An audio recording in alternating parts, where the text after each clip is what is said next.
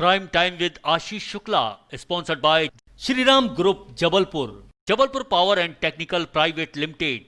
Admissions open. Shri Ram Group Jabalpur ranked by India Today first best college in Jabalpur and MP according to DQCMR survey 2020. Highest number of campus selection in Mahakaushal region. Placement opportunities in 250 plus companies. Courses offered BTech, Pharmacy, MBA, MCA, BA, BCom, BSc.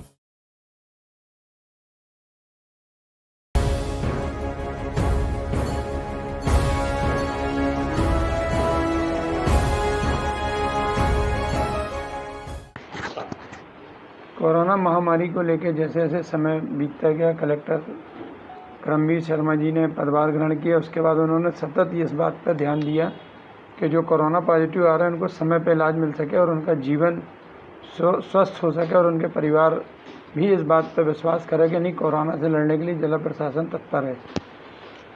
आज की जो वर्तमान हालत है उसमें collector Karambir Sharma ji से मैं ये पूछना चाहूँगा कि जो अपने यहाँ बीच में ऐसा अफवाह थी या लोग परेशान थे कि अस्पतालों में बेड नहीं मिल रहे हैं, तो आज वर्तमान स्थिति में अपने बेडों की संख्या बढ़ी है, जो मेरे को जानकारी लगी है उस हिसाब से अभी तक कितने बेड अपने पास बढ़ गए हैं?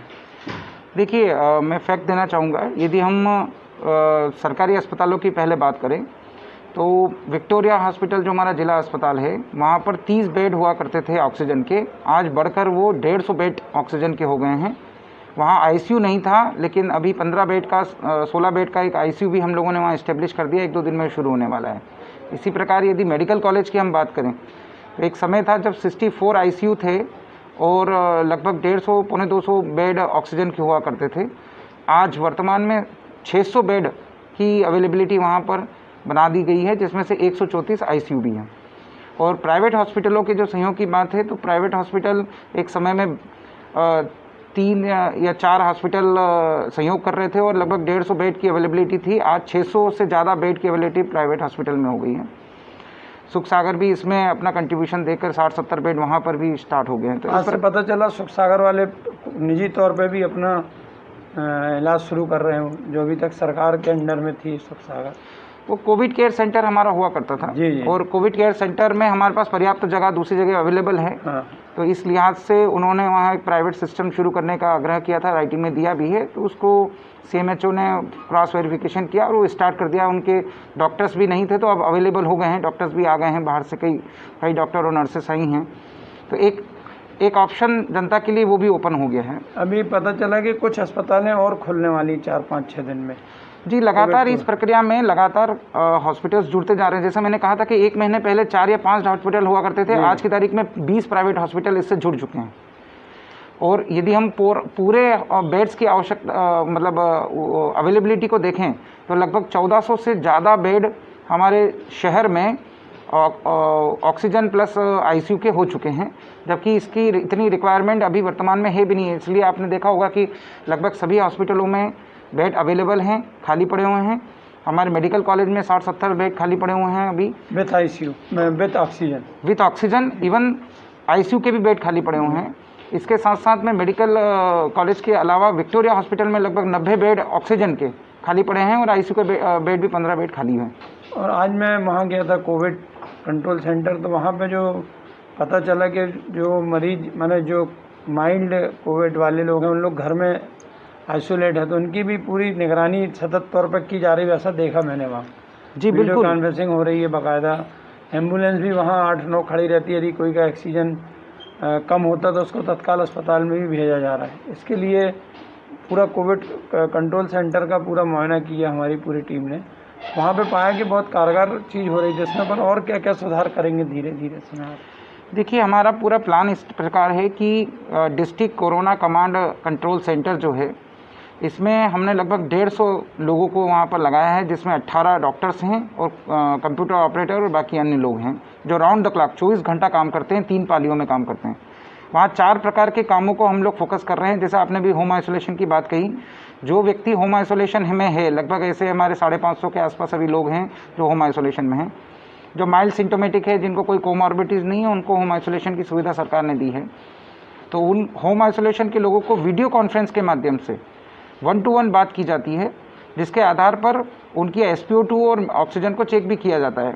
और साथ साथ में उनका जो टेम्परेचर है उसके बारे में, और कई सारे लीडिंग क्वेश्चंस हैं कि भाई उनको कोई स्थिति खराब तो नहीं है, तत्काल पूछे जाते हैं, पूछे जाते हैं, जैसा कि आपने देखा है।